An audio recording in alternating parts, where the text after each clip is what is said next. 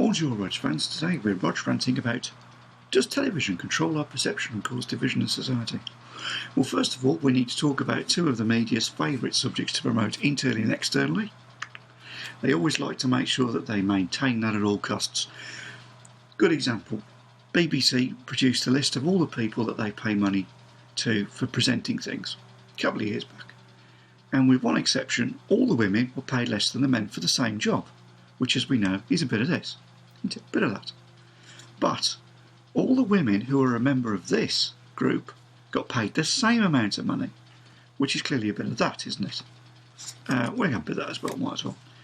So how can we expect a diverse, balanced programming and films from these institutions that have that attitude, that actually reinforce it internally? They actually internally promote and make sure and maintain this. I mean, here's a good one. Why is it in all the films, especially children's films, anything that's black is evil? Why is that? You know, whenever the bad guy is always wearing black or he is black. Well, why is that? Joseph Mengele, he wasn't black. He actually didn't wear black because he was a doctor, allegedly, and he definitely wasn't nice. Yeah, isn't that interesting? And let's look a little bit at they like to promote that internally, externally, don't they? I mean, pretty much every Disney film in the world has this in it, especially the children's films. They like that. It was like promoting sex to children. That's very strange. But move across, because we could get into tinfoil hat territory, and we don't be wearing that, do we? So.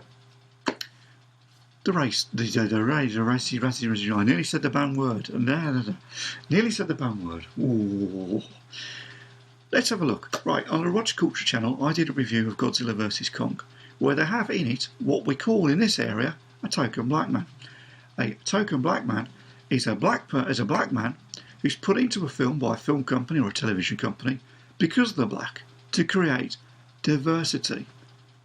Which it doesn't. All it does is says that we actually are this, and we got this person in to try and fool you into believing that we actually like you, because we're not, are we? A classic example of that is in Godzilla vs Kong, the modern film. Rog Culture and review of that, where they have a token black man, and like all of these characters, they are cowards, they're frightened, and they're always acting like idiots and embarrassing themselves. That's exactly what this person does. And I bet the guy who got the role in Godzilla vs Kong was not expecting that. I bet he was not expecting that. If we want to go and move to more modern, I'll move back a bit to a more publicly well-known example of the institutionalism of this nonsense and the token black man offensive crap. Disney. John Boyega. He blew the lid on it, didn't he? He blew the lid on it, and rightly so. John Boyega is a very good actor. Watch his stuff that he did before he was in Star Wars. He's very good. Very good indeed. He got into The Force Awakens, didn't he? Jar Jar Abrams' film. And his character, Finn, in the first film, had some very good potential. He was ex-stormtrooper, he broke the mind control programming. There's going to be a lot of psychological things going on there and some lovely little directions that could be gone. And him being a good actor anyway, he was going to be an awesome character. And it'd be one of those in the top 5 of characters when you think about Star Wars. You think about Chewbacca, Han Solo and Yoda, be thinking, oh, Finn. And then what did they do? I think it was Rowan Johnson started it in the second film. And Jar Jar Abrams did it, continued in the third film. They made him into token black man, a comedic character. Yeah, a joke. Somebody was running, as he said himself, he put it on social media, he said himself that that's the way that Disney perceived him. People like him to be running around, sweaty, in fear, making fools of themselves. It's just ridiculous.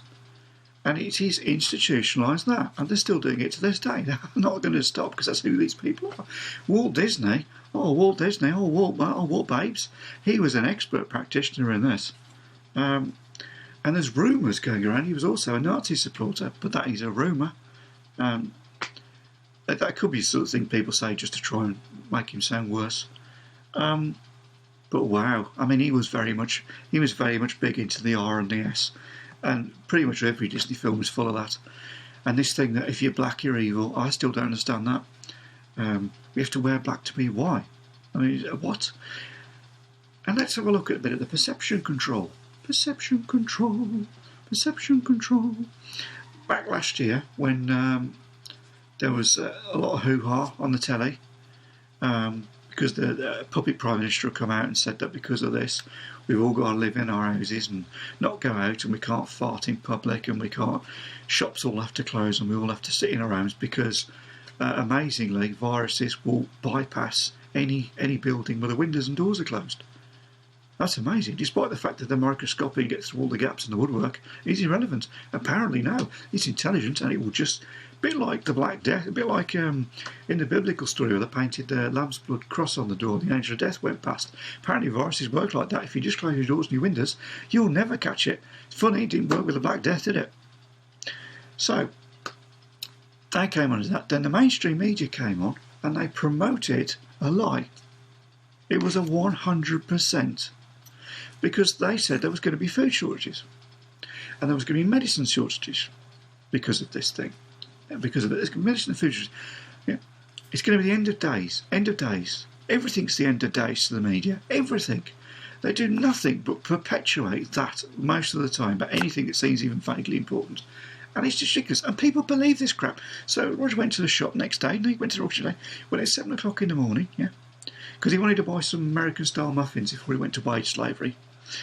And he goes in the car park's full. And he thought, why is the car park full? There shouldn't be anybody here at this time of day. They've only just opened. People coming out with arms full of toilet rolls. And I thought, hold on. The professory, doctory bloke who represented the government the day before said that people over 70 are in serious risk of death and hideousness from this thing. His blame was the infirm and the disabled and people with impaired immune systems. People under 70, largely, they're all, no one's not going to die. But if you get it, you might get the worst. You'll get the worst flu you've ever had in your life. You won't want that twice. But for 90% of the population, exact words, nothing to worry about. So I thought, well, why are they buying toilet roll? It's not dysentery.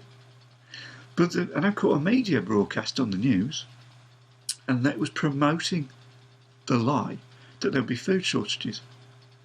Promoting a lie there'll be medical shortages and offering no evidence to support it. And people believed it. Why? It's a projection. It's a talking projection box. How can you possibly think it's real? When Yogi Bear invented television, and they got all the they're getting all the designs for all the transmitters down in the little boxes so you can watch the telly on that. There was a concern worldwide that this could have seriously affect people's mental abilities and their mental perceptions, that people might actually believe that what they were seeing was real. So they got 20 or so of the top psychologists from around the world, put them in a room, showed them television, showed them how it works, the technical stuff, and showed them a couple of broadcasts and said, well, do you think this is going to pose a mental health issue to the population? And they said universally, no, it's obviously a projection. If you believe that's real, you should be put in a mental home. It's no different, they said, than hearing voices in your head and believing they're real. You have to be unbalanced. And what have we got now? Television comes on, tells people there's going to be a food shortage. The people believe the television. The exact situation that the psychologist said couldn't happen when television was about to be given to the masses. Because they said that they didn't think we were that stupid that we'd believe a projection was for real. And what have we got now? It seems as though we've got 72 million people in this country who believe whatever a talking projection box tells them as fact, with no evidence required. But if you question the projection box and what it's told them, they defend it with no evidence. Even if you produce evidence that proves that the projection box is wrong, they still defend it. Good example of this is back when this legislation was produced. It was coming up to New Year's, and I got a phone call from somebody I know. It says, "Oh, you know, we come round on New Year's Eve and stay over on New Year's Day." Well, there's been a thing on the telly. It says we're in Tier 4 now, so you can't do that. And the radio said it as well. So you could come down for a couple of hours on New Year's Day, but you can't stay overnight. And the Rog says, OK, if you want to do that, that's fair enough. Rog don't mind. So the Rog went onto the government website and the Rog printed the Tier 4 legislation, and it didn't say that. But only the media said it. So, and that's another thing. The Rog did a survey over the last 12 months. Over 150 people the Rog has asked this simple question: have you gone onto the government's website and read what the legislation is when they change it or whatever? And the only people who said yes were people who were researchers. And there was only 2 of them. 148 people said they hadn't even looked at the website. They hadn't even read the legislation for themselves. Because on the government website, it's actually put in plain English. It's section by section in plain English. You can actually jump to the bit you want to know about. Nobody's done it. They're getting all their information, what they can and can't do, from television. Television is not an authority figure. It's a projection on a piece of glass. Let's go into science.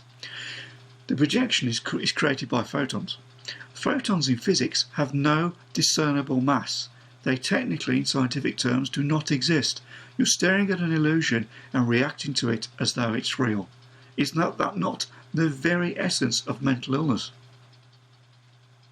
I don't know, is it? It doesn't sound normal, does it? And when did we decide that when we get into our 30s or 40s, that we should spend most of our free time sat in our arse staring at a projection box eating crap? When we're at our peak. When we weren't at our peak, we were out riding bikes and building castles and things. When we reach our peak, we become sedentary, mindless animals. Why? Why is it on television that they're always promoting this? They're always promoting, whenever you see a woman, she's almost invariably cooking something, cleaning, or feeding a child. Now that is institutionalised, because there's no evidence that that is natural, because we're sentient. Sentient beings don't have gender roles. Animals have gender roles. Sentient beings don't.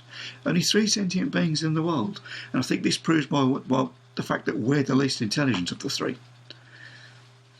Because they don't have television, they're a lot better than we are. So this is very interesting. But does it control our perceptions? Final point. There's also an allegation that television is highly addictive, as heroin, scientists have said. And in Germany, they did a game show. It ran for 3 months. It wasn't very popular. But if you won all your bills, your food, petrol, all that stuff, paid for an entire year. Yeah, for a whole family. All you had to do was go without television for 7 days.